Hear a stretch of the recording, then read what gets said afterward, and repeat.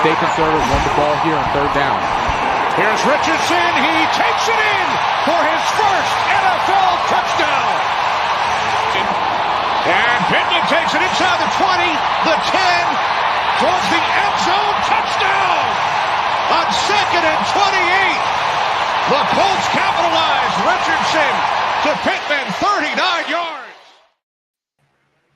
Yo, what's up, everybody? We are kicking with the crew, and look who's back. Our host is back. Matt is we in have the a building. Matt sighting. What's Special up, guest. everybody? Special guest. Hope everybody's having a great weekend out there. We finally got most of our crew back. We'll see if some other guys are able to make it. But the weekend's been going great so far for us. How's everybody doing out there? Been working. Tired. Hey, just so y'all know, it's Sunday morning. All right, it is 9:17 over here in Korea. So I'm a whole day ahead of you. Y'all are so yesterday. All right, y'all are so yesterday. Nice. Oh man, that's wild. We got these new backgrounds that that ZTV's been working on. It looks pretty good down there. You're watching Kicking with the Crew. I like this stuff. So Chad, it's good to see you. Check it out. Been a while. Check out all the merch. Go check out everything. Chad is first in here as usual. Let's see. But yeah, how's everybody feeling out there, man? Colts are, I think we were 27-7 all time versus the Steelers. We typically beat them once in every blue moon. We beat them in back-to-back seasons. For the first time since I think like 78, I think was the last time we did that. I don't even think we were in Indianapolis Colts. We were Baltimore Colts at that time. But yeah, Shane is the coach, man. He's the only one to do it since that long of a time. Beat the Steelers. You know, I told you guys last week I didn't think they were all that great of a team that everybody was hyping up. But how y'all feeling after the win, man? Really positive. Like maybe overconfident, and I think that's going to show tonight probably because like I'm hyped going into Sunday's game. But yeah, I mean, I think I told you guys in the group chat, I think Shane actually called like a perfect game. Like if you go back and watch the All-22, like Shane literally had every coverage beat. Like he had an answer for everything. All AR or all Joe had to do was find it, read it, and get it to the open guy. Like it was Shane put on a masterclass. I also think he owns Mike Tomlin. Like he's in his head. I truly believe that. Like he's in his head because the Steelers, at least defensively, you completely took out arguably the best pass rusher, the most underrated pass rusher, in the NFL right now. And and TJ Watt, like he's non-existent. Did he even have a sack in that game at all? No, he had 2 tackles, I believe. Right, like he was non-existent. I don't know if that's played. Go ahead, Matt. You're focusing heavily offensively, and I think I'm a little excited about what the defense did last week because if you looked at Pittsburgh coming into last week's game, they were ranked like top 3 in both rushing and passing. True. To be fair, I'm not sure what their schedule. I'm not sure what their schedule was prior to us. You guys know I've been kind of out of the loop, real focused on just Colts and then whatever. But looking at what Pittsburgh was doing prior to us last week defensively, it should have. Looking at our defense compared to what their offense was doing prior to last week, they should have blown us out statistically, and they didn't. And I think we need to give some hats off to our defense, especially with people being out. Oh, I believe Kenny Moore quit. He didn't play. Buck was on. I don't know if he played or if he was on a rotation. He's out. IR already. IR. IR. So to be fair, what the defense did without our top players last week against an offense that was looking pretty good, I do want to give some credit to them, especially because we all talked in the group chat, and I said early on in the season that I saw the offense fixing itself over seeing the defense fixing itself. And at this point, I feel like that I foot in mouth, you know what I'm saying? Like insert that shit because it's been completely the opposite of what I thought was going to happen moving forward. Yeah, man. Go ahead, Zach. I was just going to say twofold. I think that the corner depth is still kind of untested because teams haven't really tried us because, half of our defensive line is out. So, like, everyone's focused on running the ball and beating us up that way. And our D-line has really answered the bell. But with the injuries that we've had in the secondary, like Womack, who they got from San Francisco, he's played well in clutch situations. In limited snaps, like, dude isn't a liability. So I can't get mad at that. And I got to give Dallas Flowers. Who are you talking about? The Womack. Okay. Yeah, gotcha. And then Dallas Flowers, he's not been terrible this year either. Like last year, he was an eyesore. And he's done well when stepping up and, Did you say last year Dallas Flowers was an eyesore? I thought so. Both him and Baker were terrible. I thought he didn't play last year. No, he was good last year for those first 5 weeks, and then he got injured. Zach is what he's talking about was mostly preseason. In preseason, he didn't look like his legs were underneath him at all. Yeah, he looked terrible. He looked really slow. Yeah, he didn't look explosive. He just looked really off. I thought he would have probably got cut, but he just didn't look like himself at all in preseason. So, the corners, that's been a pleasant surprise. But honestly, the depth that the D-line has been absolutely wild. Even your boy, DeMarco Taven Bryant, who we don't believe deserves to be on the team, he stepped up and played well in limited opportunities. So, I meant to send you guys a chart from him. He's a hilariously funny player. Taven Bryant, if you look at his chart, whether it's pass stop or a run stop versus pass rush, his chart is he's up here on the pass side. On the rush side, he's all the way at the front. Like he gives you no run stop ability, but he can play in the pass rush. It's insane to see, because most of the time when you think of NFL players, is like you got to be comparable on both sides of wherever you play. But him is just like, geez, don't let him run at all. But yeah, I just wanted to jump back real quick to something Matt has said because Zach, I don't know if you remember. And if Trev was here as well, hopefully he'll come through. But I was telling you guys I wasn't the biggest fan of the Steelers because of the fact that I thought this was a fake 3-0. And it felt just like back in 2020 when they were 11-0, and I thought it was a fake 11-0. I just thought they were beating teams that were necessarily either shooting themselves in the foot or they weren't necessarily all that good. Like Matt said he didn't know the schedule, so I just got it right here. They had beat the Falcons 10-18. Everybody was saying that Kirk Cousins wasn't healthy coming into the season, just like we thought about Flowers, and he didn't look too good. Then they beat the Broncos with a rookie. They only scored 13 points in that game to 6. And then they beat Chargers with Justin Herbert, who was damn near 2 sprains, and they beat them 20-10. So I didn't necessarily believe it. So the real one win that they had that's, to me, solid is Atlanta. Exactly. So it was like they were a real mid-tier team that – obviously, as soon as the Colts beat them, guess what they say? Oh, no, the Steelers beat themselves. Justin Fields had this great game. We don't really have respect for the Colts. It was just a bad loss, blah, blah, blah, blah, all that crap that they usually say when the Colts beat somebody. And that's what I knew it was going to be from the beginning. So kind of just goes to show where they stand as far as popularity goes versus us. So I was never really that high on them. To be fair, I don't care what people say, whether someone shoots themselves in the foot or not. Yeah, exactly. Win is a win. I don't care. Exactly. I don't care. Even if it was a missed call, that I could be like, oh yeah, missed call. That's fine. Still won. Don't care. Can't change the outcome. It's still a Speaking of missed calls, they got James Harrison. They're all-time great. Yeah, Their all-time great. Over there crying about penalties and holding and stuff, but yet nobody's showing all the holds that they were doing on the Colts. And we got the weak ass roughing the passer call for Shaq and Justin Fields. Like, just a bunch of crap, dude. So, like I said, if looking at the schedule that I had for us, I had us being 4-1 at this point, or 3-1 at this point. Don't really think there was anybody that would have beat us outside of a healthy Green Bay Packers team. I think we shot ourselves in the foot on some of those games.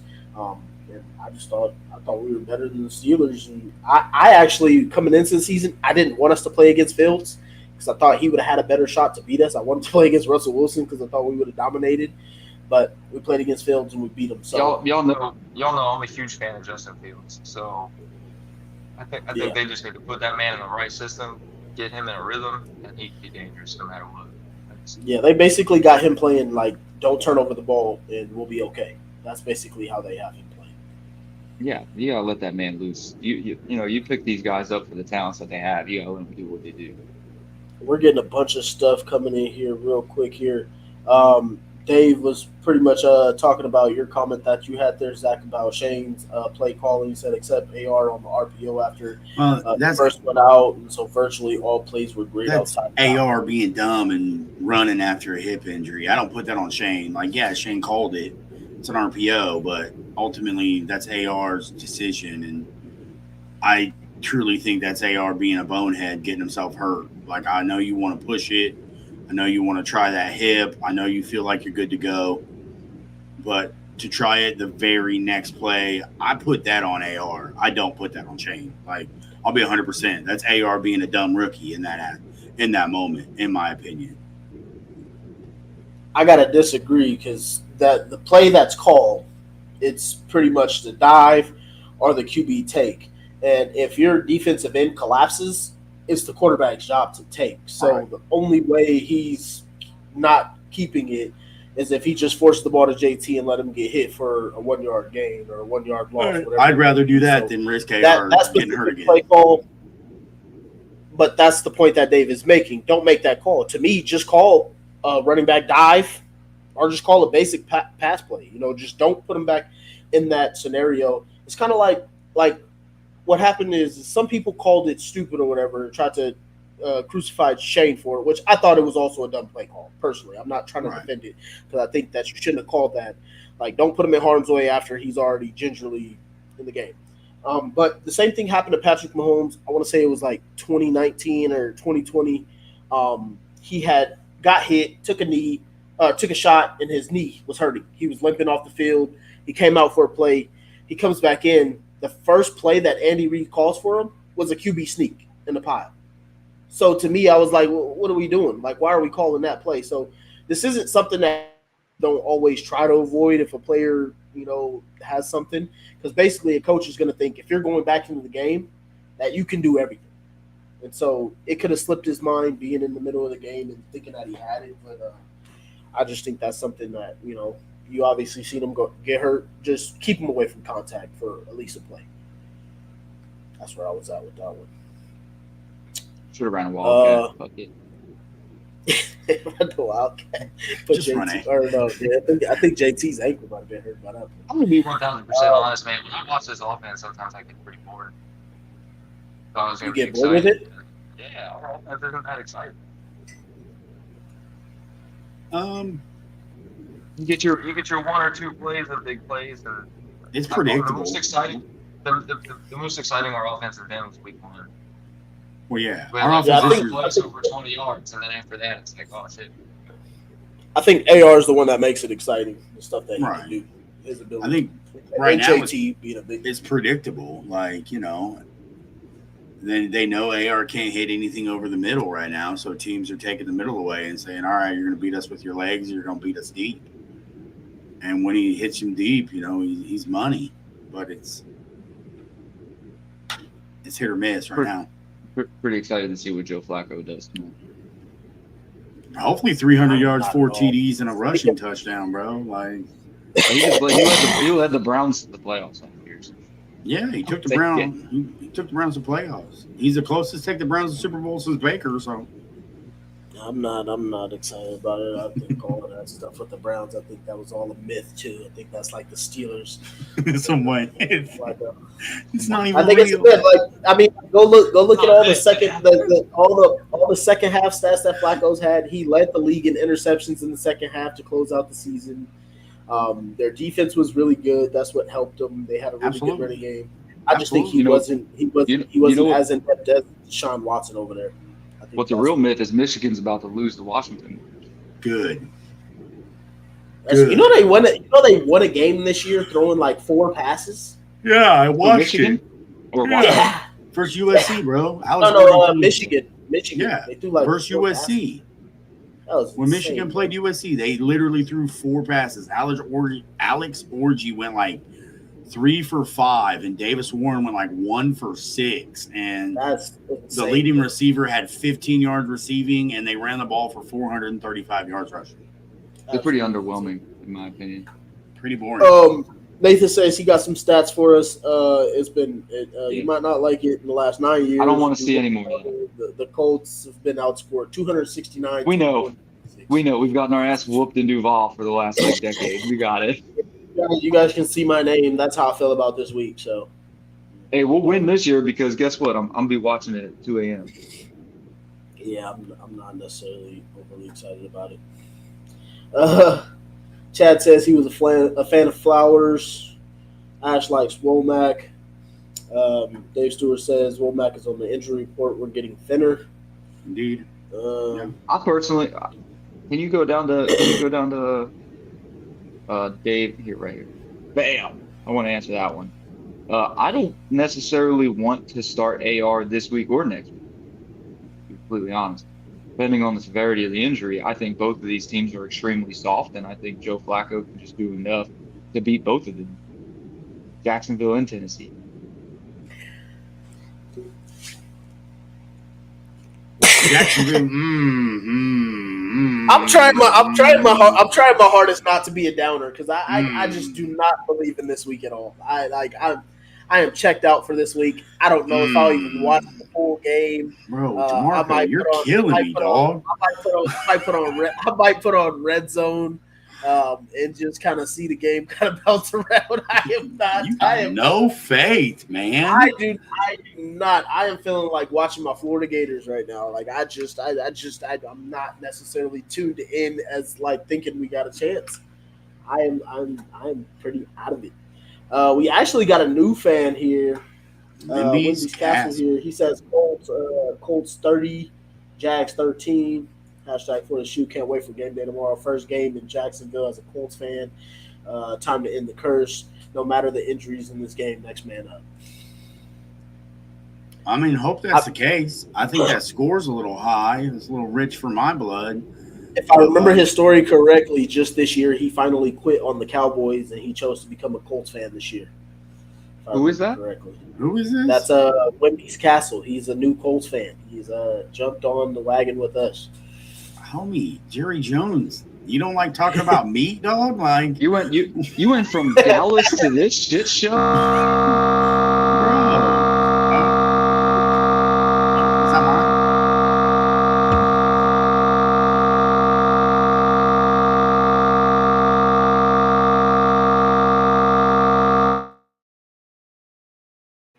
Is that mine? Check. Y'all hear me? No, I think that's Matt. Y'all hear me? Check.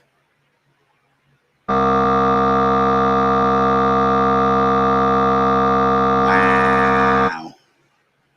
So, if y'all can hear me, that's cool. That's cool that you're a new Colts fan, my guy. Sorry you went to be a Dallas fan.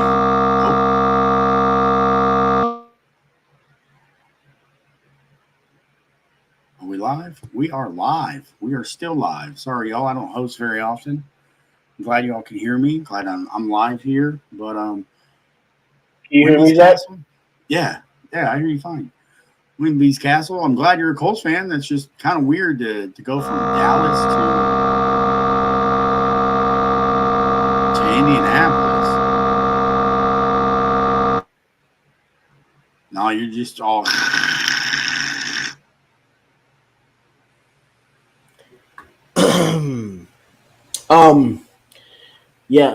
So what was it? Chad here next here. He says it's his rookie F-ups, how many picks he has thrown that you can't understand. The season is really about him learning and correcting his mistakes. Yeah, man. I guess we can kind of get into it since we're all. Can y'all hear me? It's working. Yeah, you sound like way better, bro. Flacco's 12 for 24 over the last 6 years. Not a savior. Hope he plays us. Are you echoing? Hold on real quick. Are you echoing at all? You hear me? No. No echo? No echo. No. Oh, sweet. Okay, so I'm not even going to use my headphones. Fuck that. I don't think we need Flacco to be the savior, bro. We just need him to be solid. Just don't be done with the turnovers, and we're fine. So I just want to say this, man. Like, the thing is like, so the quote that AR had this week about people questioning if he's injury prone, and his answer was, "Well, you would get hurt too if you had people coming in to hit you at 20 miles an hour." And I didn't necessarily dislike the quote because of the fact that he's saying what I always say to people: why don't you go try and do stuff that some of these athletes do, and you would be a certain way either hurt or you wouldn't be as good either. But the problem for me is like he needs to like choose and decide. Where it's like when you watch a Lamar Jackson, he takes certain hits or whatever, or he always gets down. He had the big hit that he took last week versus the Bills, and he stayed right in the game. Josh Allen, everybody know how he plays, and he plays really physical and stuff like that. And so with AR, I'm like, it's like you need to decide whether you want to play the Lamar Jackson style where you're going to run, get out of the way, get on the ground. But if you're going to sit here and tell us you're 6'4", 250, and you could run people over and use your body and stuff, I'm not going to call you soft, but I'm going to sit here and say you need to toughen up a bit. Because it just doesn't make any sense to me that if you're going to have this physical play style to where you're going to sit here and say, I'm going to use my body and I'm going to put it in harm's way, I'm going to run people over, I'm bigger than most people, I'm going to play this tough play style, then I'm going to need you to shake off some of these hits and just be able to keep playing like we've seen Josh Allen with his fingers taped. We've seen Justin Herbert play with 2 sprained ankles, broken ribs, and all this other stuff. We've seen Andrew Luck fight through lacerated kidneys and shit. Like, Carson Wentz played with 2 sprained ankles. No, I'm saying this year Justin Herbert just had sprained ankles the week he played the Steelers. But it's just like if you're like if you're gonna say you're this tough guy, like I need you to like either get out of the way or start to be this tough big guy that you're saying you are, because we want to see you play. And if you keep saying that this is who you are, I need you to, show that. You got to toughen up out there, man. Like, I mean, if that's how you're gonna keep playing. If you're gonna be that guy that's like, oh, I'm gonna run. I'm athletic. I'm gonna use my legs. I'm big. I'm gonna put my shoulder down. You can't go and make a comment like that and be like, oh, if you got people running at you, because you're running at them too. You made that choice to do it. Just because something feels a little sore doesn't mean you got to sit out. Doesn't mean you got to be like, oh, I'm done. Like, I feel like the man just kind of gives up a little bit. That whole comment made no sense to me whatsoever. I didn't even hear the comment. This is news to me. Yeah. But that being said, facts are facts. AR is injury prone, and he's not done anything really to help himself. That's facts. Unagree the label, because every time he's hurt, he sits. I agree. So, like, dude's got to either – sorry, Mom, sorry, Dad. Dude's got to either nut up and put his nuts on the table and say, hey, I'm here. I'm going to do this. Or he's going to be, he's going to be I call them the first guys off the bus, but the last ones to leave because they never play. They just stand on the sidelines. They look physically intimidating. They talk to the opposing team because, they're 6'8", built like a Greek god. But, dude don't play. Crazy? So the crazy thing is I feel like most of us are extremely upset, and I think it's not because, like, we are purposely doing it. I think it's because subconsciously it's happening, is that during the off season, he had so much unwarranted hype. Absolutely. Around him. So much unwarranted. Like, dude hadn't even touched the field yet. And the whole NFL media world was kind of hyping up AR and how he's like this freak athlete and all these things and what he was able to do, to where week 1 he played, to me, week 1 was phenomenal. He played a great game, in my opinion. Yeah. I thought it was a good game. But then after that, it just became extremely underwhelming. And then it's like we start looking at these injuries. If he didn't miss this game, we wouldn't be having this conversation right now. If he just missed last week, comes back this week, I don't think this conversation is happening. But he's been extremely underwhelming. Can you go to Ashley's comment first? Mm-hmm. because I disagree with this. I don't think he needs to work with Lamar Jackson whatsoever, because Lamar Jackson just, if he gets hit, he doesn't cry about it. The man just gets up and goes back to play. He doesn't need to work with Exactly. Lamar Jackson. He needs to work with somebody who's got tougher skin. I don't know, maybe someone like Josh Allen or someone like Patrick Mahomes who will play while he's hurt. Matthew fucking Stafford. That guy's played with every freaking bone in his body broken. Baker Mayfield. I saw him playing Baker Mayfield. against the Falcons. He took a shot to the leg. He was limping, and he went out to the sideline when it was a 4th down. Next drive, he comes back in. He's ready to go. Doesn't even look like he's hurt. Just brings me to the next comment right here from Dave Stewart. AR, you can't look like Tarzan and play like Jane. I mean, like, come on, bro. We gotta get it together. And that's my thing is like I kind of differ from Matt when we talk about the reasoning of AR, where he said that he got all the hype, because I believe that's what people do. Anytime you get some type of stereotype, whether you could be the next generational guy or you could be the fastest guy or you could have the biggest arm, people are always going to throw labels on you. My problem with it is like we keep talking about his development, right?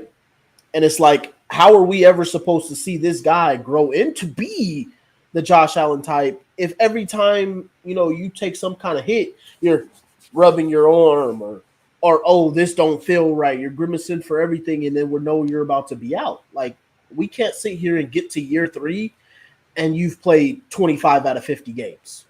Yeah, like, that's not how the problem I think for most of us is like we want AR to be the guy. We are tired of not having our guy.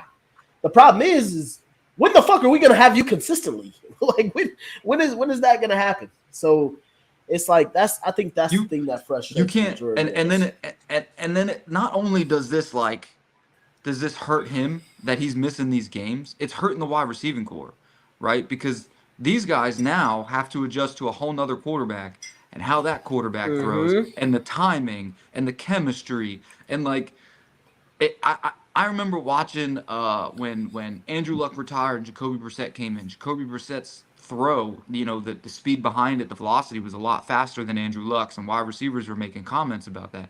And it's the same in this situation. Dudes are dropping the ball because they're just not used to the amount put behind the ball with AR. His rocket that he throws. It's rocket. So now they've got Joe Flacco, who has a little more experience of putting a little more touch on the ball. It's like, but now AR's hurting himself in that aspect at the same time, and it's just kind of frustrating. The best ability is availability, and right now, AR is hurting himself. I wanted to answer this question by Chad, so thank you for pulling it up. Let me. I'll read it out for you. You can take it away. Okay. Chad is saying here. Okay, so he's injury prone, and I'm sure Ballard sees it. Do you start working on a backup plan? 2-part answer. Yes, AR is injury prone. Does Ballard see it? Sure. Will he be ignorant to it? Yes. The backup plan is Ballard gets fired and we get a new GM who gets his quarterback and possibly a new head coach. So that's the backup plan. This is my answer. If AR doesn't work out, everything the Colts have built gets blown up by the new GM. So AR can't fail. So they either need to sit AR down and say, bro, unless you're fucking broken, unless it's bleeding, unless, unless you're on the verge of death, I need you in there every snap. Be like Brett Favre, play every snap, every game, whatever. If it's mental, you got to go. You got to play because at this point, the only person he's hurting is himself. It's the league. You either adapt or die. And I'm scared that AR can't adapt. And Indy, in my opinion, this is technically year 2. If this is the year we're supposed to struggle, if he don't take a step next year, he's done. He's done. I mean, it's a sad reality. He literally has the rest of this season and about halfway through next year to truly show what he's capable of. And if not, he's done. And then I believe that Ballard and Shane will be gone also if AR doesn't work out. That's just my 2 cents. My question would be to Chad is what kind of backup plan are you thinking of? Because you can look at a backup plan as are we now at this point You can't at this point, week 4, it's too late in the game to be thinking of a backup plan for next year. Are you doing a 2-year, 3-year type backup plan? Because it's too late in the game right now. We're 2-2. You know, what's the thought behind that? Because I mean, if I'm looking at a backup plan, I'm looking at week 2, we're 0-2, and AR has already been out, and now he's about to be out even longer. Now we're looking at a backup plan as, do we replace him? I mean, the guy's only in year 2. So my thing is my backup plan. If I'm, I don't want to say I'm speaking for Chad, but the idea I had on this is like, so with the idea of him being injury prone, like I was telling you guys before we came on screen, I love AR. He's one of my Gator guys. I want him to work out probably more than anybody.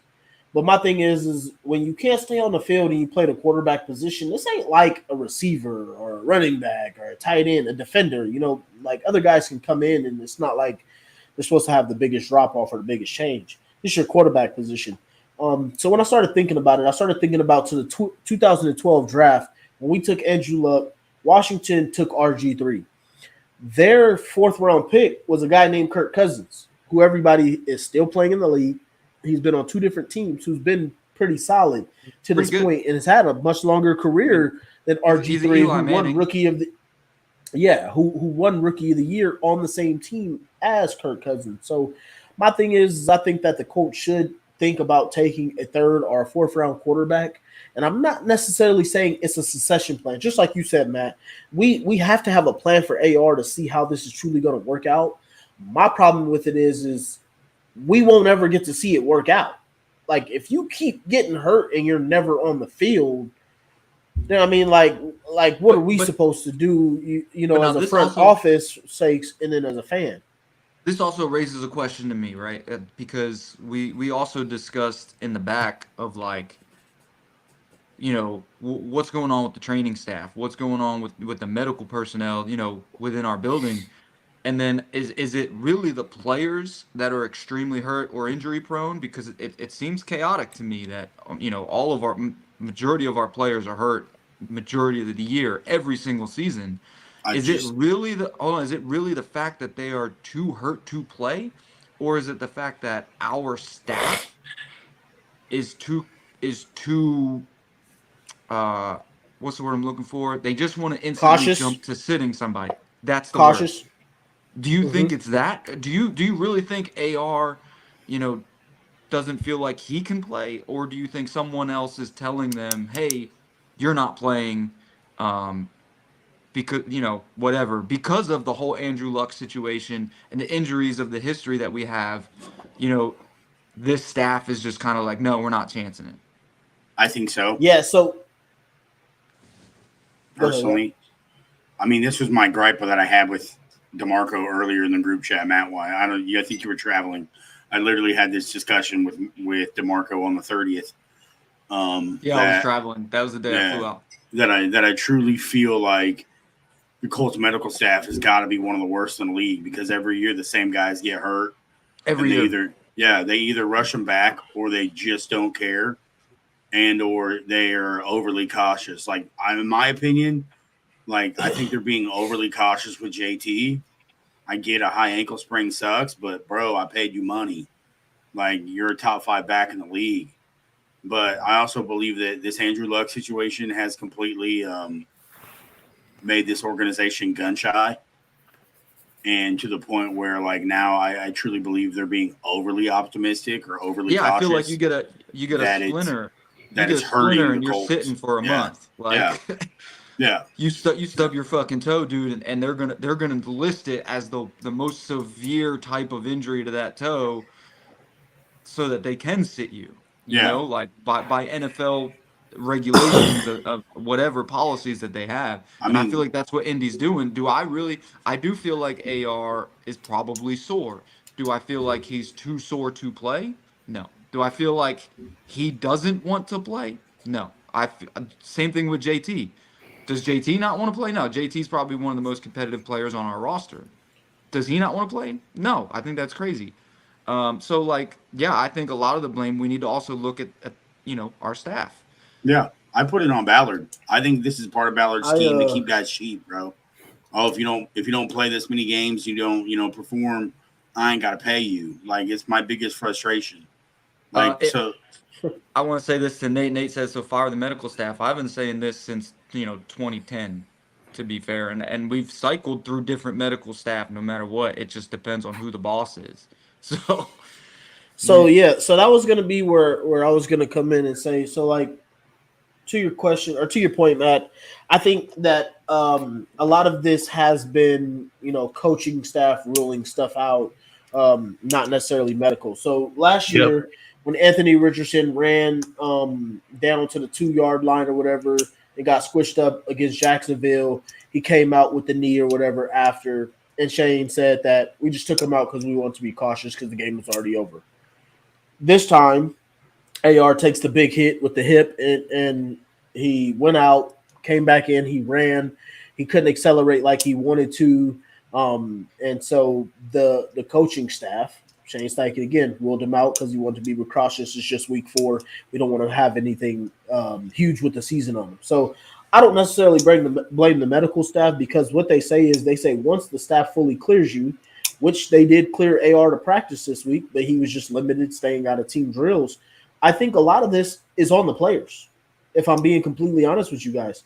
Like Jonathan Taylor, as much as a competitor as he is and as tough as he is, he's going to look out for himself. You guys think about the ankle sprain that happened last year, not last year, the year before last year. He basically ruled himself out, and we had the whole situation with the money. He wanted to take care of himself so he can get paid. Then we got other guys like Kenny Moore. I guess I can't necessarily speak too much on his injury because I didn't see his injury. They just said he was out with a hip. I don't know what his injury is. Dude, he looked just fine last week. His is a hip. He looked just fine. Yeah, his is a hip as well. I don't even remember when he got hurt. I don't remember him limping off the field or anything like that. So a lot of this, I think, is players more so looking out for themselves. When AR was sitting down with reporters, he was kind of looking at them and he said, I'm kind of sore or whatever. We'll kind of see how it goes. I feel like the coaching staff was putting it in his hands like, hey, let us know how you feel, and you'll be in there or you're not out there. And so, if I'm sitting there to my coach and I'm like, it's like when you play football before, I'm sure you have some of them teammates that are kind of just like, my ankle kind of hurting a little bit today, coach. I don't want to do it today. But here's the thing. And so I hate to. I don't like that mindset, because especially when you're the starting quarterback, like you are right now the face of the franchise, and all you're showing is like, oh, I'm a little sore, coach. I don't think I can do it. Like, I understand that, that's just kind of a hypothetical thought process or an assumption, but like, you are literally the face of the franchise. You and JT, you two are literally the faces of the franchise. Actually, all 3 of our faces, 4, if you really want to think about it: Kenny Moore, DeForest Buckner, JT, Hurt, and AR. Hurt. All 4 of them. They're literally the only one I actually give a pass to is Buckner, because Buckner had the back already, and hurt. You seen his ankle when he got rolled up on. They actually had to put him on IR to protect him, because we know Buck. If Buck is like, hey, I won't practice all week, but I'm going to try and play on game day. Yeah, no. So I do get your point, but to me, that's a defender's mindset. A defender, someone who plays defense, is always going to play no matter what that injury is. I mean, if you look historically at any team, defenders, they get hurt. Defensive ends, tougher. Fucking J.J. Watt. That dude was playing with a whole goddamn brace on his arm for years, just wrapped. It was a fucking nub for like 6 years in a row. Dude got back surgery, missed a year, came back. Like, it's just one of those things where, like, for the mindset is different. Offensive players, they're like, oh, I'm a little sore. I don't want to play because I'm going to get hit. Defenders are like, and I'm hurt. I'm going to hit you anyway. But what's crazy, bro, is outside of default, these are all soft tissue injuries. And the problem with soft tissue injury is, and like DeMarco said, it's on the player. No trainer can tell you how a soft tissue injury feels. It's up to you. So what they're telling them, how they feel they're going, is a problem. Now, the AR stuff, he's a tricky one, because we all know his knack. So he's sore. It's not tricky no more to me. But like, he's sore. He comes back. He gets hit. The way he got hit, he's not getting up. That's the problem. At this point, I just want to see some toughness from the Colts. I like Charmin, bro. Exactly. No, I agree. I agree. Exactly. That's my point right there. Agree. It's like I get like I see like we like you said, Damon, the soft tissues are injury, but his is a bone bruise, and it's like when you take the hit, right? Boom. Okay, we all seen you get hit. We know that motherfucker hurt. So it's like you don't go out immediately. Then you come back in, and coach calls this play, you run the ball.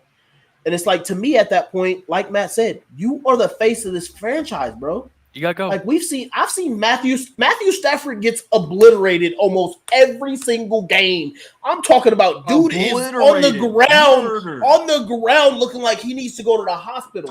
But guess what he does? Guess what he does the next play? He gets the fuck up and he throws a touchdown. Like, so as much as we hate Tom Brady, same exact thing. He beat us last year all fucked up. That dude couldn't even step. Bro he had rib like protectors on like this big from his body. Like, I mean, so that's where I'm like Matt said, you were the face of the franchise. So at that point, you need to go from AR the alien and just be AR the quarterback. We get you aren't going to be the most accurate guy and you're limited. But at that point, just stay on the fucking field and just be like, look, coach, we gotta eliminate the running stuff. Give me the small package of throwing. Give me the seams what we're running in our offense and hand off the ball. Like, just the way I see it is, you're the face of our franchise. You're our starting quarterback, right? If we're losing games with you on the field, there's justification behind it, right? There's justification for the staff to make different choices moving forward, such as Chris Ballard maybe pursuing someone else. Like he asked in 2026, do you go get another quarterback? We can't justify that at this moment. No. Because the front office isn't going to be like, well, he's injury prone, so I'm going to replace him. Because when he plays, he balls. And even when we lost games, yeah, he may have thrown some inaccurate passes, but he kept games close with his athleticism. So if you're on the field, I say you draft for him this year. If you're on the field, who's coming in, and we're losing games, and you're making mistakes, that justifies the reason for Chris Ballard to move forward, or Jim Irsay to move forward, for things to change. But if you're hurt, now you're just providing excuses. You're giving the franchise excuses, and you're making the fan base like, yo, what are we doing? The best ability is availability. And this man is just not it. And that's why when Zach said fire Ballard, I'm like, this just gives him another excuse to keep it going. It gives him another excuse. Like, hey, it says, hey, my quarterback was hurt. So how are we supposed to? But every single one of us said, health included, regardless of how AR plays, this is Ballard's job. Yeah. We literally said this, and me and Zach have talked about this too. It's beating a dead horse. I mean, Damon messaged me literally like 2 days ago and said, yo, hey, if it like AR can't stay healthy, do you draft another quarterback? And I told him straight up, yo, as a fan, absolutely. I draft one tomorrow. Like, that's what I'm saying now. I'm telling you, I'm drafting me a third or fourth string quarterback if I'm the Colts. Bro. And it's not a replacement.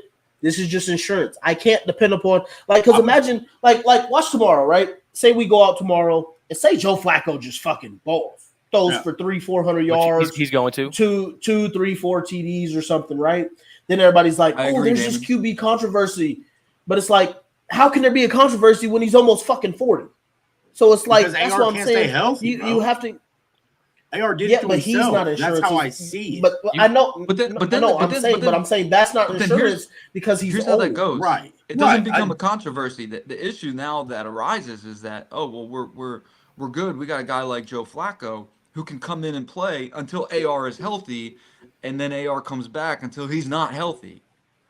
And it's just the vicious cycle of what Indy's been dealing with since AR freaking retired.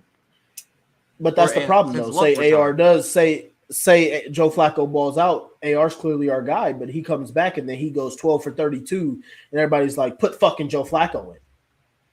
You see what I'm saying? I'm just like, that was argument with Gardner last year. So I'm just saying, it's like AR is our guy, but I'm saying we need to have some insurance just in case he goes down. And at least if we have a QB controversy, at least it's a guy that's coming in to be 22, 23 years old and not 40. Because I can't do no more 40-year-old quarterbacks. My question. I can't do no more 40-year-old quarterbacks. Yo, hey, I don't even think it. Hey, the dude up here in the corner this is just me. If AR doesn't work out, the next guy's got to sit. I want him to sit at least a year. I want him to go old school. And I know it's going to sound crazy. I know DeMarco just said you can't do a vet. And, that's where I'm at with it. Like, I truly feel like two things have really hurt AR, in my opinion. And this is just my opinion because I haven't said it. One, I really think we rushed him out there last year. I told you guys he should have sat those first 2 games. I think he should have sat the whole year, bro. Yeah, I think that's crap. And then, I disagree 1,000% because I feel like saying that he should have sat, right? That's not going to change the fact that man gets hurt when he gets hit. I feel you, but if he got hurt, that doesn't make the guy stronger. That doesn't make his pussy be able to accept those hits. But mentally, he will have a better. Because I don't believe mentally. I believe last year he was rehabbing, and I truly don't believe he was mentally in it 110%, focusing on watching film, figuring out how to beat different defenses, working on. But they said that's all he did.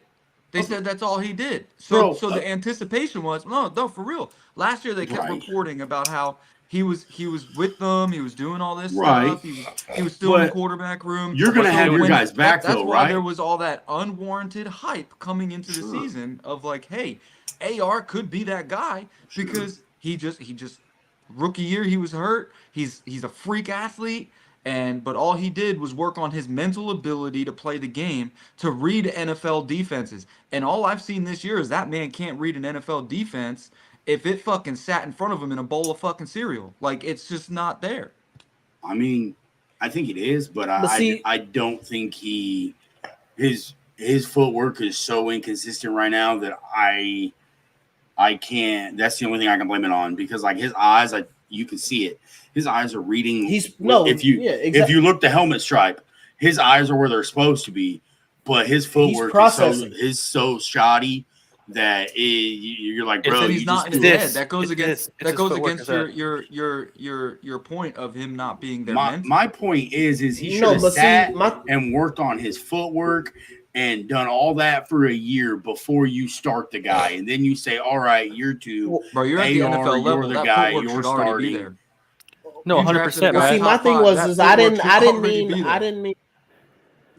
didn't mean sit the whole entire season. I just meant the first 2 games. No, 1,000%. I'm just saying once he comes in. I'm just saying just because of the fact that he can see the experience. Because like what we're talking about right now is like what Dave Stewart says right here. The sad part before he went out, he looked like he was getting it. His footwork looked legit. He hit that over route, the crosser to Michael Pittman right on a dime over a defender. He threw another pass that was to Michael Pittman Jr. That was a big play. I think the problem is for me is like if we all want him to be the guy so we can stop having to looking for the goddamn guy.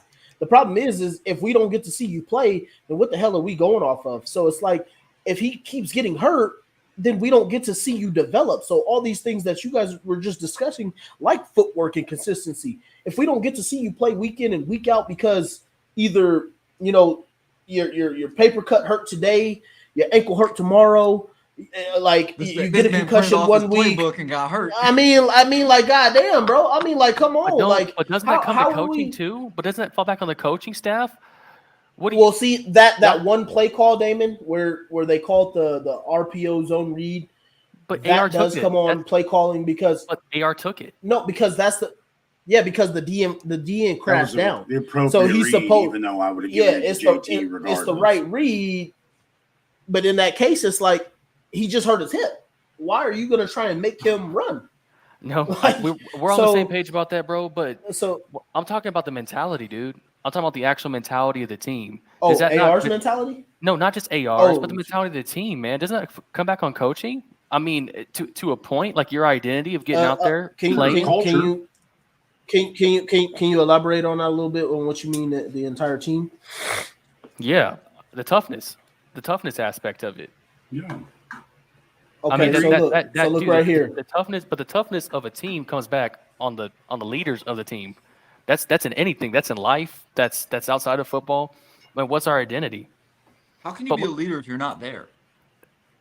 Point Yeah. proven. See what I'm Exactly. saying? Like. So- I know that might be a little too far, but like, being in the Army, one of the biggest things as a leader is presence, and if you're not there, how are you a hey, leader of the offense? And then let me ask this- let Go ahead. me read something to you guys real quick. This is Okay. our injury report, right? Listen to these names: Zaire Franklin, Ryan Kelly, Kenny Moore, Kwity All of our Paye, captains. Braden Smith, Grant Stewart, Jonathan Taylor, Anthony all of our Richardson, fucking Grover captains. Stewart. Thank you, Matt. You nailed it right on the head before I could even go through it. All of All our of our one captains playing are is on Pittman this Jr. injury report, Yeah. and But Pittman will play through it. and then- Pittman will play Yeah. through No, it. I no, will so- never so- complain so- about Pittman being on the injury report. yeah, Pittman. I think Pittman. We all thought Pittman had a hamstring injury, and we said he shouldn't play, and he played and had Pittman's his a best dog. game of the season.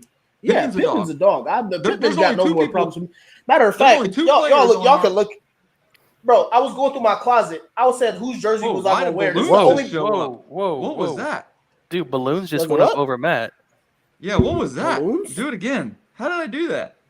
What? Dude, Matt's I screen don't just know, broke out in man. Balloons just went up my screen. That shit was I missed it. My screen. What? Dude, I thought someone was doing that. I And all of a missed sudden, it. How did I Matt do was that? covered in Hey, balloons. you better check your room. Make sure it not in there, bro. Yeah, That dog. We don't was need no weird. Pennywise showing up being like, Yeah, hey. bro. I made my kids But yeah, watch that bro, movie. I had to I don't know I had what to I look did. through my closet and find a player who was I had to find a player who was playing tomorrow, and I What did found I do? Pittman. But yeah, so it's like we got That's Zaire wild. Franklin, he's gonna play. Ryan Kelly's likely out. Kwity Paye and Kenny Moore out. Braden Smith is questionable, but not sure if he'll play or not. Grant Stewart will play. JT is out. AR is likely not going to play. Like And then, I was trying to say before my Grover balloons Stewart. popped up, Grover, I don't know how that happened. Grover Stewart was rest. Grover Stewart is rest. There are two players on our shit. It's Diddy. There are two players on our shit that I won't say anything negative about, and that's Buck and Pittman, because them dudes will always play hurt if they can. And Grover was only on there because he was resting. He had a rest day Friday. That's why. I see a lot of guys. I see a lot of people in the comments saying Jason Bean, and he is not going to be a starter. No, it's an Jason undrafted Bean's player. not. He's not. Yeah. He's not. That is He's a like nice that is like backup. a 4-year developmental guy.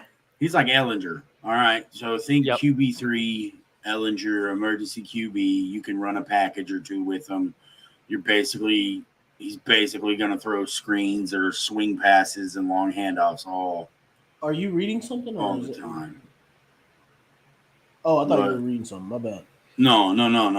They were talking about Bean. Like, yeah, Bean looked cool and all, but it's preseason. I don't expect him to be anything I more really than- wanted that. to bring this up to y'all earlier in the week, but did y'all notice Oh. just how good? Go ahead, DeMarco. I was just gonna say I think Chad sent the balloons, or maybe Oh. he's seen it after. I don't know. Oh no, don't I know think how he that just put the red balloons because y'all said Go. Pennywise. happened. Go ahead, Damon. I don't know how But- to get the balloons. I don't know. Like, what the did hell. y'all just see how good our receiving core looked last week, being able to get the ball to him? Like, Yeah, talent's there. dude, question did you see how good it looked and how Yeah. good it felt? Josh Downs? Oh, bro, are you kidding me? He Yeah. was open every single. But we knew Like- We knew this. Yeah, we knew what But Josh that's- Downs I- was gonna but do. what I'm We saying knew- is we how knew good what the this receiving receiving core core looked, was. and we haven't even seen AD Mitchell get it. We Bro, haven't the even seen only that yet. yeah, bro. Okay, listen, AD Mitchell, that man keep dropping everything. He can't catch the ball, but what I'm saying is we haven't. We That saw man how could good catch COVID in we saw- 2019 if he We tried. saw how good the receiving core Motherfucker. looked. So He's I'm got the thinking, I'm like- separation. I just think about it. Dude, I'm that like, dude is always open. AD is. Mitchell is always fucking open. Mm-hmm. If he could literally just, I don't, man. hey, Tressa's go got me surgically dying. put glue on your hands or something to catch that fucking ball, because bro, that dude is always fucking open. Tressa- He figured can it Matt catch that said, shit. Matt said, get AD some stickum. Stick him, bro. I don't fucking care, because he's old, bro. And bro, it's the same route he AD drops. Mitchell, I ain't gonna lie, I watched every single game again since I've been here. If AD Mitchell catches 80% of the passes he drops, Catches 4 passes. we win. He's got 2 We are touchdowns. 4-0. We are 4-0, and that's facts. And dude, Bro. he drops the same route every time. It's a seam route. It's a seam route up the left-hand side of the field, and he gets That man, put that on him. And man's he's, so frustrating. God damn, I don't know who's more frustrating, AD Mitchell or Darius Hayward Bay. Fucking brick hands. Like, fuck, bro. Hey Zach, we got a pretty good one here. You want to give any credit to this? Let's give some props to Bortolini. David saying here. Oh, Who bro, the fuck is Bortolini. Sounds like a fucking pasta. That's Bortolini. our backup center. He about to be the starter. Is it? Yeah. I told you, he I had ain't like gonna lie, I haven't been paying probably the attention. best solo performance of last week. Draft night, everyone else was mad that we drafted him and Gonzalez, and I was all like, "Yo, hey, this Bortolini guy's a baller." And then he ends up being a baller. So when Ryan Kelly doesn't re-sign, it's because Tanner Bortolini took his job, folks. Like Bortolini is all night in the bag of chips. Got to work on the pass pro, but snapping the ball and pass pro for a center is He's a hard. mauler. Very hard. But in the run game, how he's worked so far, and the fact that he's so athletic. I mean, you saw that snapping and pulling, bro. If he ends up being half the center, right, Jeff Saturday and that's what I saw in him, dude. Jason Kelsey are. I mean, yeah, like if he can do that for as long as Jason Kelsey did it, or as good and as high quality as Jeff Saturday was, Colts got another stud, arguably the second hardest position on the offensive line as center. Like it was while we're on this topic, was Lamont the one that was playing at Kenny's spot? Yeah. Chris Lamont. He played. I told y'all when Kenny went out, I thought Lamont was a solid. Lamont played really, really well, and I'll be honest. I've never heard of the dude. And what's funny is I don't even think Evan Ingram's playing tomorrow, which, every time Kenny plays against Evan Ingram goes for 6 receptions, 212 yards, and 3 touchdowns. Well, that's because he's a tight end. Thank God. Kenny Moore thank can cover God Ingram is everyone out. but a tight end. Ingram is out. Ingram's out. So, Kenny, you should have played, bro. You would have had a great game. Real just blitz all day long. Oh, gosh. But, yeah, I mean, dude, Lamont came up clutch. Jalen Jones still looked all right. EJ Speed, I thought, had the game of his career, truthfully. Dude was all over it was a high game. It was a career high game. All over it, dude.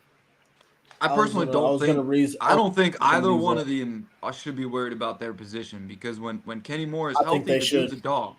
I think so too. Well, I'm not worried necessarily about Kenny Moore in the nickel, but I would like to see him move to safety, because I think you could put him in safety and you could put Nick Cross at the other safety. Kenny Moore. We don't have a problem at safety. That way you don't have to re-sign Blackman. We don't have a problem at safety. We don't have a problem at safety. No, but I'd rather re-sign Blackman than keep Kenny if we're going down that route. I would much rather keep Kenny because he can play man and you can use him in zone. But Blackman's going to be expensive. Give me Lamont.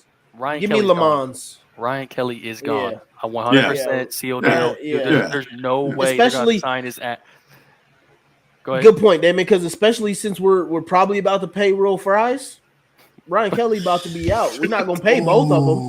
Dude. Are we not going to pay both of them? Fries look good. I'm pretty sure Fries has been balling. I'm pretty sure. Fries? What about Raymond? Pretty sure we're gonna. Did we extend Raymond yet? No, he's only in his. That's not only in his third year. So that's not. He's got one more year, and then he gets paid. That will not be cheap. No, exactly. But his money, Braden Smith's contract runs out when we got to pay Bernard. Okay. And then Kelly's contract runs out. We got to pay Fries. And then Quentin will probably redo his deal. So we'll have. Quentin's probably about to be at the point of retirement, to be honest. Because if you look at some of his tape, he ain't been great either. Quentin been balling. What? Bro, Quentin's been balling. Man, put the crack pipe down, dog. One of the top rated guards in the league right now. He's been having his best. He's been having his best year since 2020. Like, he's back to all pro levels. Yeah. It's just he don't get no talk because the Colts have been ass. Like, no, he's been the highest graded pass blocking guard on PFF. Yes. Well, yeah, and he's been dope in the run game too. Dude, that left side. I told y'all. Did y'all see that? That left side looks insane right now. They're running weak. And I mean, Burley even pretty good in the run blocking. The way I see it is, this year is a transitional year from everybody. So yeah, I mean, I don't know about transitional because we still need to see AR. I think we can't keep watching every game and wondering if AR is going to make it out of the game. So like that's not transitional. For bro, me. I'm to the point. I don't even think that. I just hey, is he playing? easy part of this. What is this? I mean, that's just my opinion. Like, if AR plays, I expect to win because dude does what Cam Newton does. What the fuck? But Is this real? I think we're scared our stars are bright. I don't know if it was me, but I thought you kind of froze when you said something there. But Sean Conrad is saying here, I think they were just giving our starters a break during the easing portion of the season. Give our backups some playing time. These are divisional matchups, bro. I ain't been here. Hold on. I ain't been here in a minute, so I don't know if he's a new commenter or not. He's. I want to say he's been here for a couple weeks now. But he is new to you. Nice to meet you. I hope that this is a joke. Yo, Tressa's on point, by the way. Tressa, how many years can we be in transition? Tressa. You got to ask Ballard because Tressa's Ballard believes we're in him forever. Like, I wanted that man fired 2 years ago. Like, he likes our guys. If we're not winning, we're not trying. And I felt like we haven't tried since Luck left. So you'll have to holler at Ballard. That's why I say it's transitional. Yeah, no, I don't think there's any transition, whatever that might be. We're not transitioning. You don't transition after a winning season. You at that point. We were 9-8 last year. We should easily be moving forward. The whole point is to, if you want to call it transitional, you're transitioning from 9 wins to 11 at least. Hopefully, but I don't. That's the whole point, though. You know what I'm saying? Like that's what you're supposed to go into that off-season thinking, and that's what you're supposed to work toward. And this is why I told you guys before that, like, coming into this season, I wasn't really thinking or expecting anything great. I was sitting here prepared for the 0-2 start. I expect something great every year. No, I see don't. A 500 ball. I see the end of it coming for you too, DeMarco, because week by week it gets less and less confident. I see a 500. No, it's not even that, bro. It's literally just this game down in Jacksonville. I just, like, if we were playing against any team this week, I'd be like, hell yeah. Like if it was in Indy, I'd be all for it. Yes, we're about to beat the Jaguars. But it being down in Duval, I'm like, no, there's no way. Trevor Lawrence has career games against us. Every quarterback does. Exactly. Every quarterback does. That's fact. 26 for 27, 351 yards, and 3 touchdowns. Doesn't matter who plays against us. Malik Willis beat us only running 5 plays, dog. And 21 for 24. And the one pass they missed is on a 4th down conversion. We literally have this same conversation every year, and I remember me and Trev had it last year. We said it 21 for 24. It's gonna be like 250 yards plus, 2 touchdowns, maybe an interception, and that's just how Trevor Lawrence does with us. Nathan, I could see the Colts trading for Pitts to reunite him with AR. I would love this.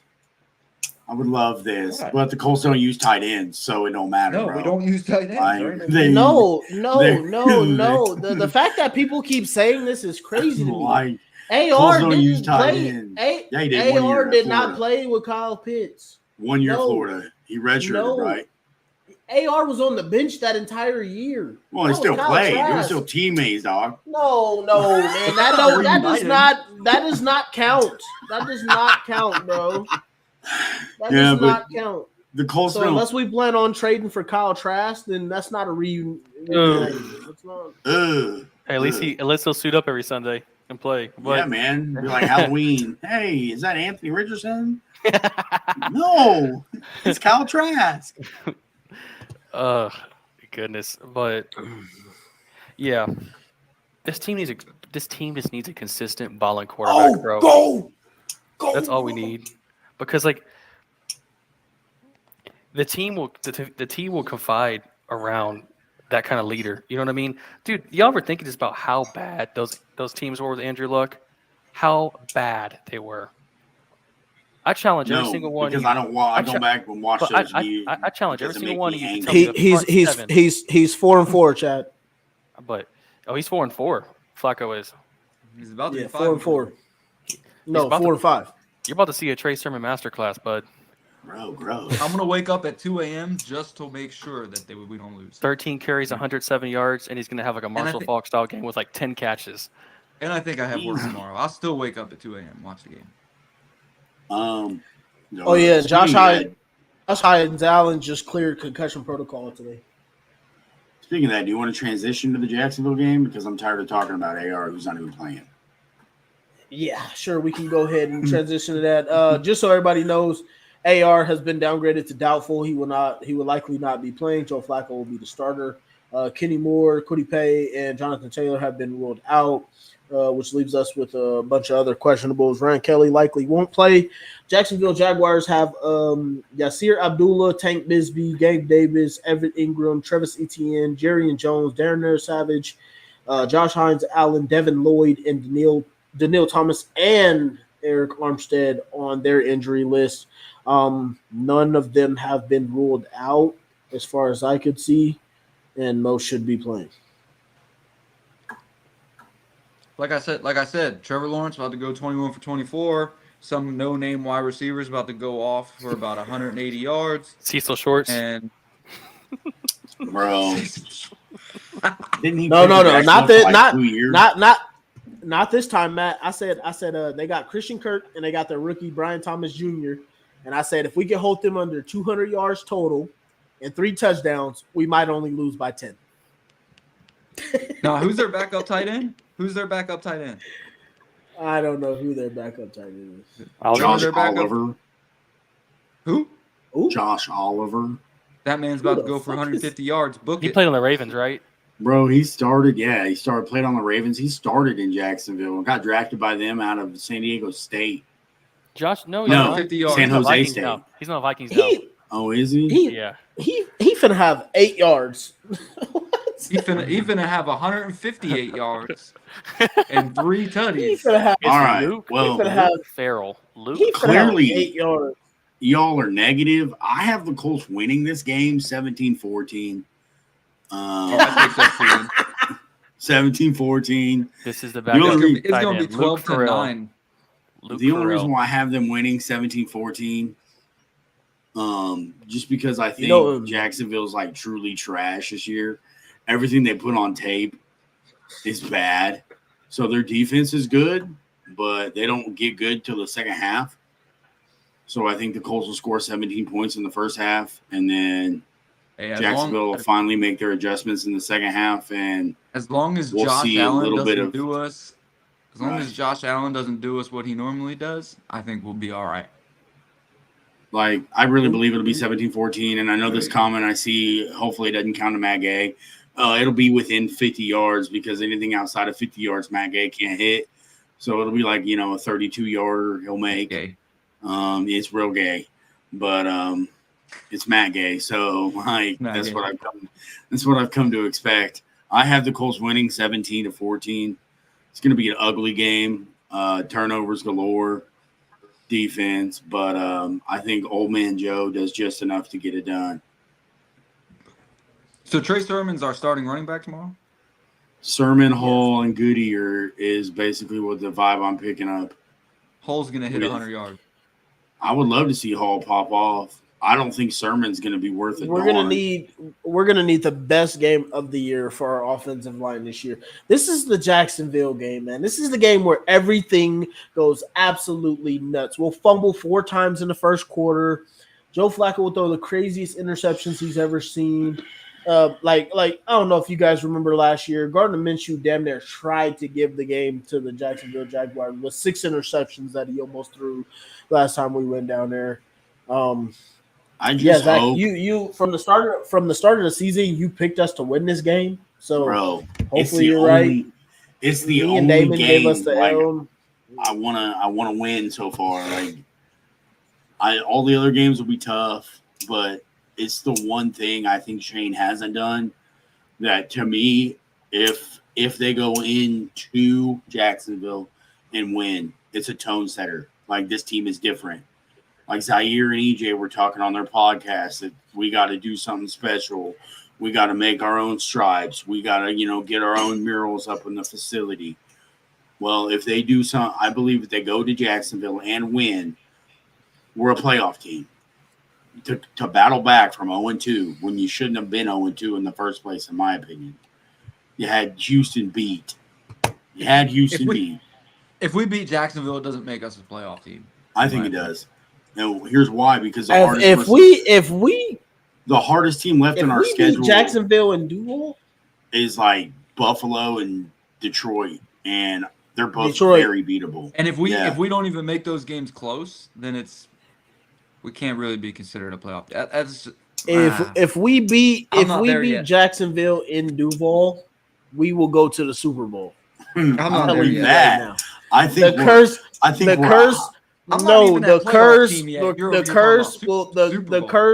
Yes, I am saying it. The curse will be lifted.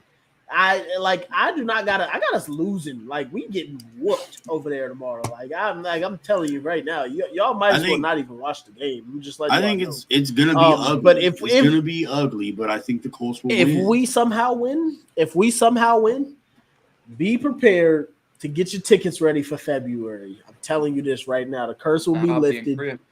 We will be forgiven, but it's not gonna happen. Hey, if we win, I'll be happy if AR comes out and throws for like 500 yards and has an 82% completion percentage versus, the Titans. Like, see now we both dreaming. Like, I don't know who's worse, Jacksonville or Titans. I think Titans. Bro, no, Jacksonville's worse. I've watched so much tape on Jacksonville this year. Jacksonville's trash. Bro, they've already benched fucking Will Levis, bro.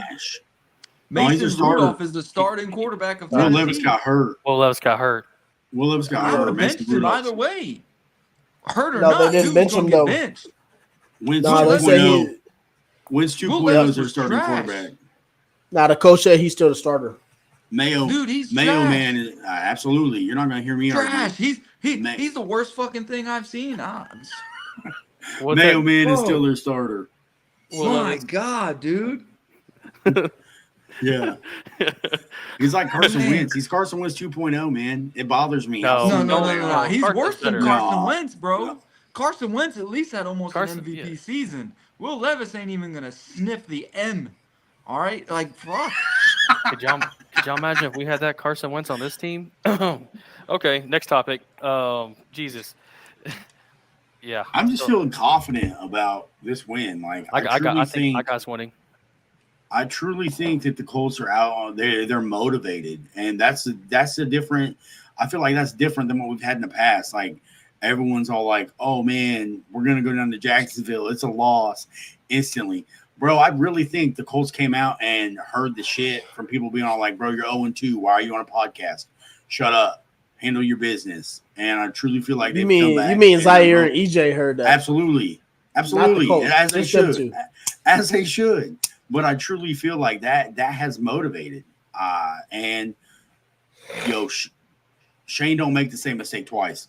What he did in Jacksonville was unexcusable last year, and I really believe he's out to right those wrongs that he had. So the way I see it is Shane's hungry. Who said Levis is better than AR? Bro, your mom's a hoe. Get out of here. No way. No way, dog. Not Sunday, not Monday, not Tuesday, not Wednesday, not Thursday. I say they're about the same. I can't sit here and say that one's better than the other. AR eats fucking mayo better than fucking Levis does. Please, dog. AR. They both can be bad, but I would still pick a bad AR over a bad Mayo Man. So, because at least AR can move and doesn't turn the ball over, silly turnovers. Yes, he throws obvious picks, but like, it's not. I'm trying to make crazy plays and throw the ball 6 yards upfield over my shoulder.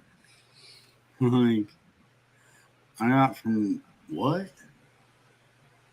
From Jake? Jesus. Is Jake are you a big Levis fan, Jake Nichols? Like, that's what I gotta know. Like, are you a Kentucky fan? I think he's a Titans fan. Oh, are you a Titans fan? I think he might be. I'm not sure. I hope y'all tighten up. Yeah. That's your first problem. Keep staying loose. Well, they've got a bye week this week, so they'll be more than ready for Indianapolis next week. What's you guys' keys to the game?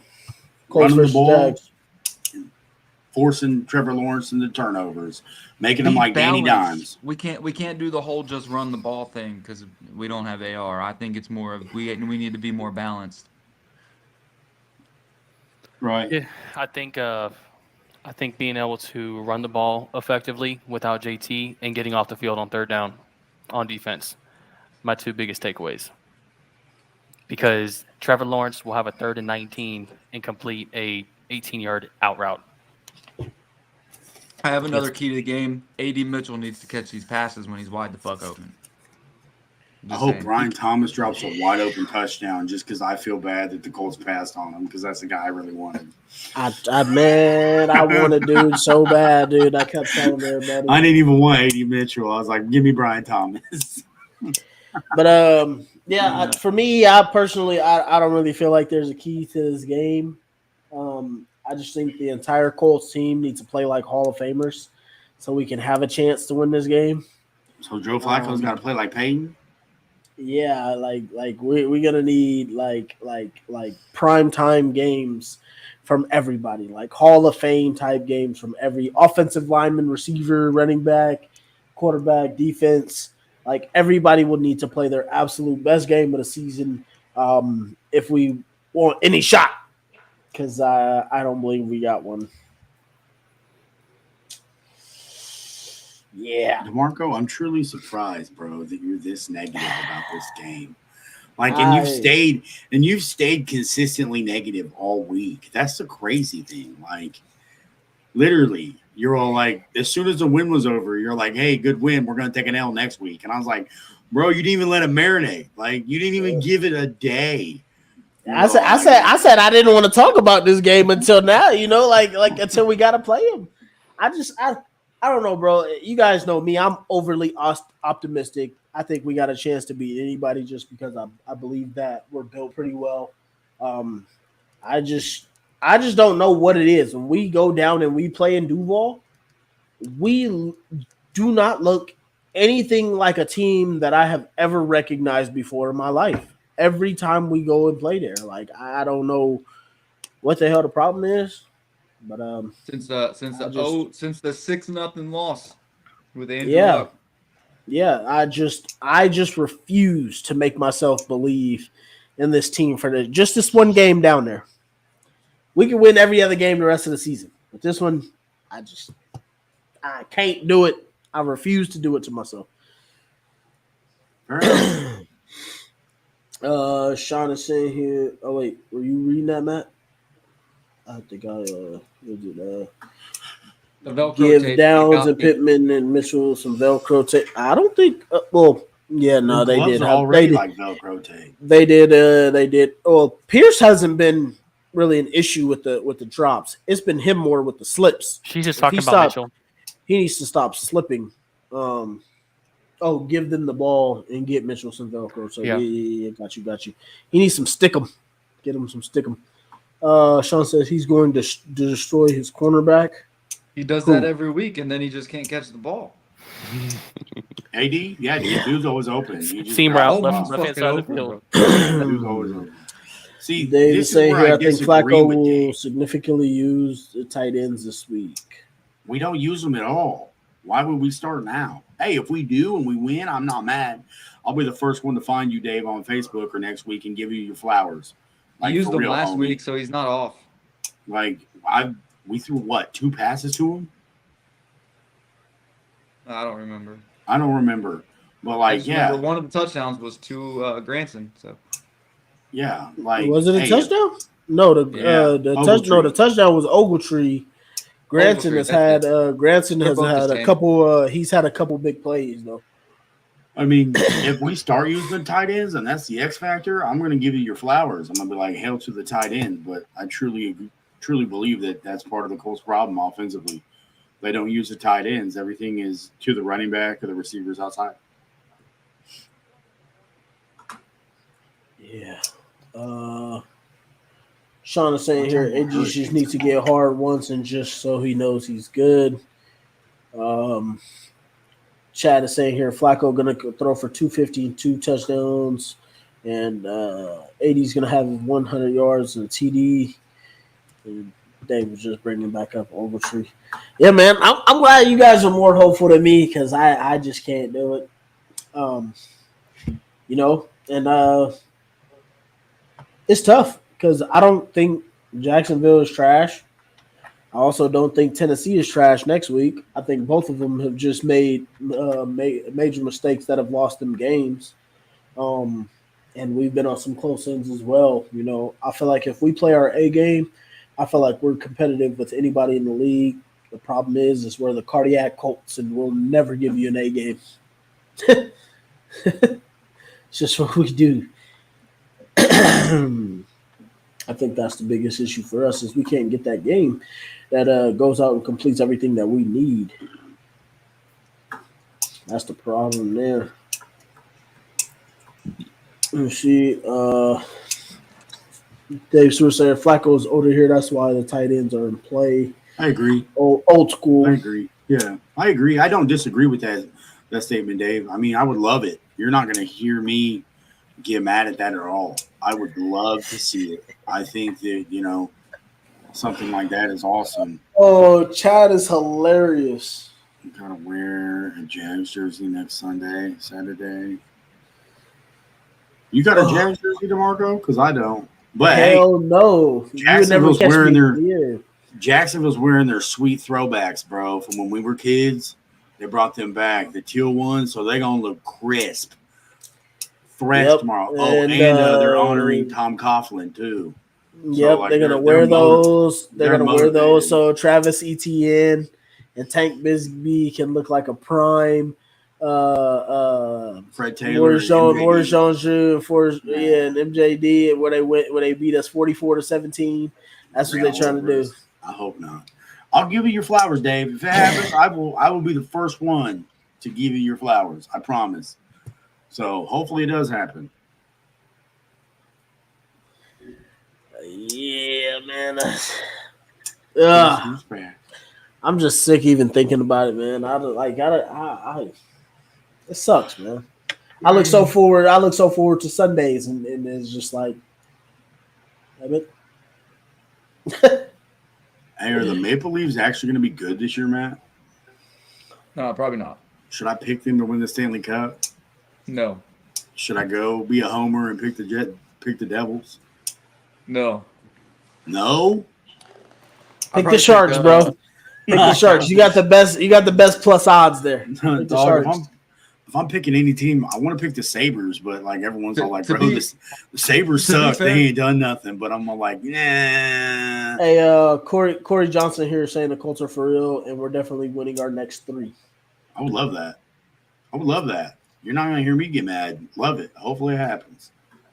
Who are our next 3? It's Jags, Titans. Jags, Titans, and I think. Oh, Miami. Yeah. Okay. Yeah. You guys will see me back in positive next week. I promise.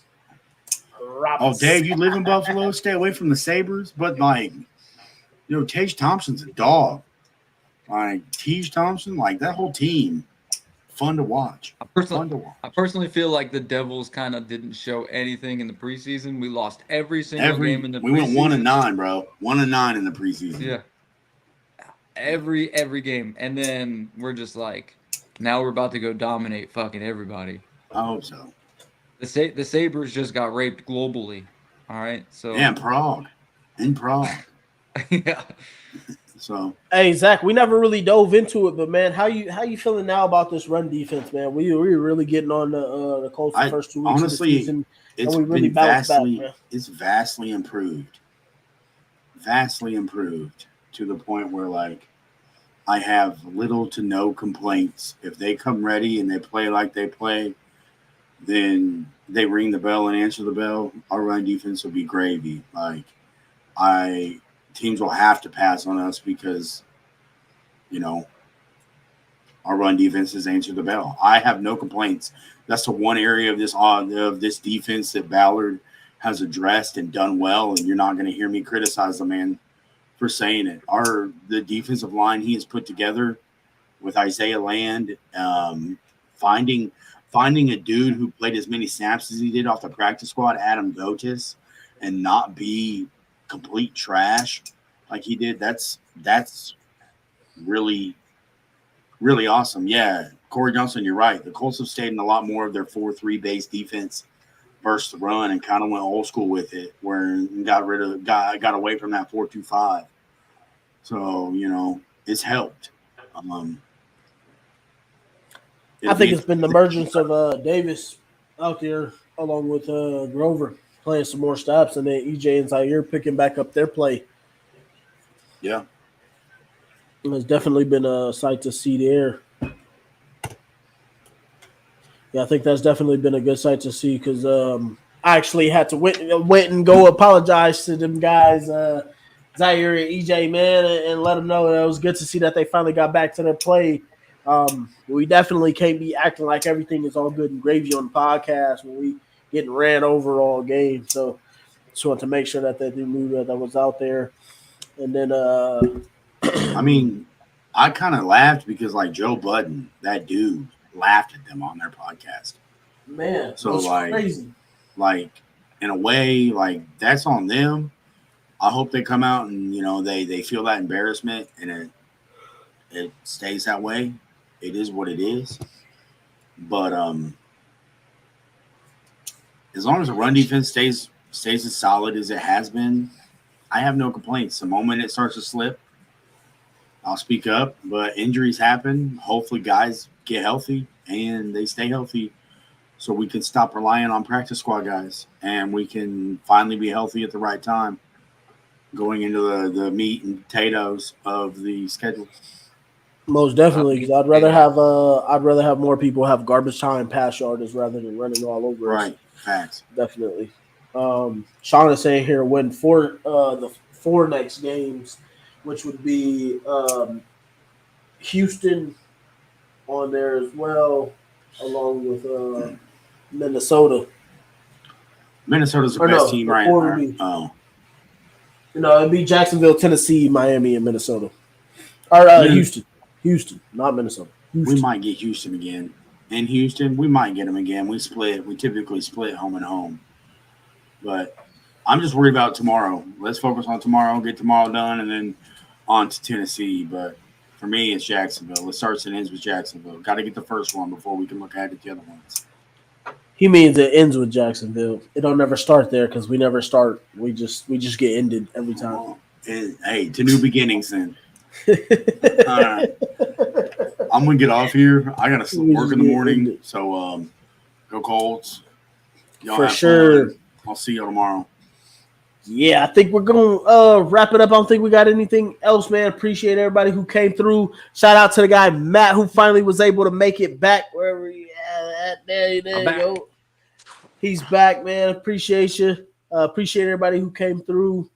You know, hopefully the Colts can prove me wrong and finally get the monkey off our back, man, because it's got me down. So hopefully they can get it done. Appreciate everybody who came through with all the comments and appreciate you for finally being back, Matt. It was great. It was great being back. It's been a while, man, out here, a whole nother country. But I'm going to be up 2 o'clock in the morning, going to watch the game. It's already Sunday for me, so I watch the game on Monday morning. So it's good being back. Great to see everybody in the comments. Dave, Chad. We need to get this monkey off our back, man. For real. All right, everybody. Y'all have a good one. Let's go Colts. Second down, he fakes the Taylor, fires over the middle, completes.